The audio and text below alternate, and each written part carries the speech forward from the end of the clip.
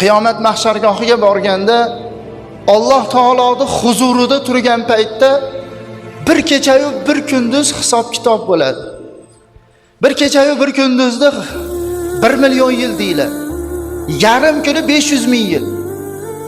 1 million yil hisob kitob bo'ladigan bo'lsa, haligi 1 so'm bir insonni pulini yeb qo'ygan odam bordi. 1 so'mgina pulini yeb qo'ydi. Bermadi, qo'lingdan kelganini qil dedi.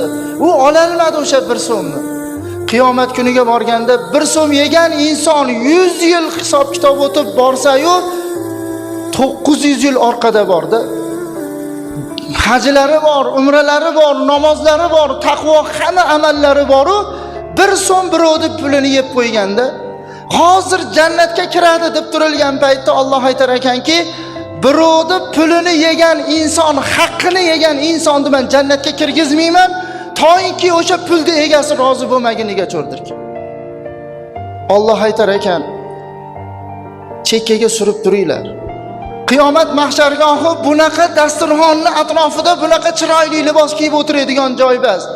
Qiyomat mahshargohida insonlar oldida turgan insonni erkak ayolligini bilishlik tugul rangini ajrata olmaydigan joy. Quyosh hozir bizdan ming tepada bo'ladigan bo'lsa, qiyomat mahshargohida 1 metr bo'ladi.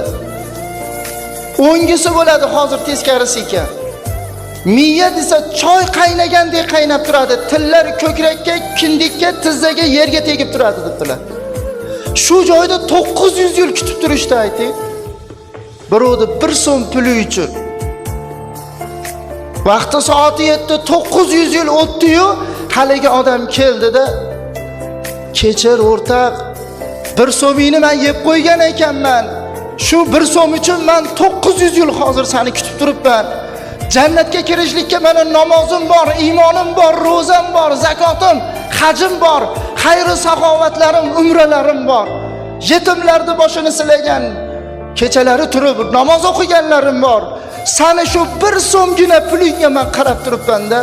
Ke do'stim, rozi bo'lgin desa yo'qdir ekan. Rozi bo'lmaymandir-ki. Chunki men bu 1 so'm bilan qancha savob qilardim-dir. O'sha savoblardan sen meni mahrum qilgansan, endi ber deb turib oladi. U joyda pul bormi? Endi hisob kitob nima bilan bo'ladi desa, endi hisob kitob savob gunoh bilan bo'ladi. Alloh taolo aytar ekan, buni rozi qilganiga cho'r savobidan olib beringlar. 1 so'mlik savobini olib ber demas ekan Xudoy taolo. Chunki u aytayapti, men bu 1 so'm bilan qancha savob qilardim-u deyapti-da. Buni rozi bo'ladigan savobidan olib 1 so'm yedirgan odamga beringlar. Agar 1 so'm yeb qo'ygan odamning savobi ko'p bo'ladigan bo'lsa, nur ustiga nur. Chunki savobini berib turib ham yana jannatga kirib, o'zi bugun biz savob qildikmi? O'ylaylikchi, bugun biz savob qildikmi? Endi qarangki, 1 so'm uchun savobidan berdi. Agar savobi bo'lmasa-chi deyilsa, 1 so'mni egasidan gunohini olinar ekanda, u 1 so'm yeb qo'yganga qo'shib berilar ekan. To'yinki bunga yengillik bo'lsin.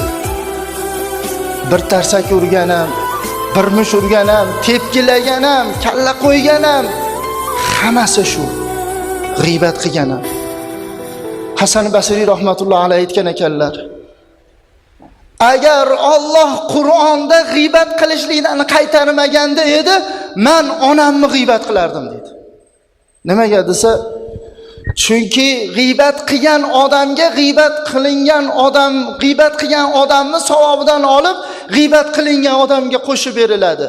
Men ko'pgina savobni qilib turib, meni dunyoga kelishimga sabab bo'lgan 18 yoshimga cho'r tarbiya qilgan, vafot etguniga cho'r meni g'amimda tashvish tortgan, 9 oy homilador bo'lib, oq sut bergan onamga savobimni berishni xohlardim. Xudo Qur'onda qaytarganligi uchun men g'iybat qilmayman degan ekan.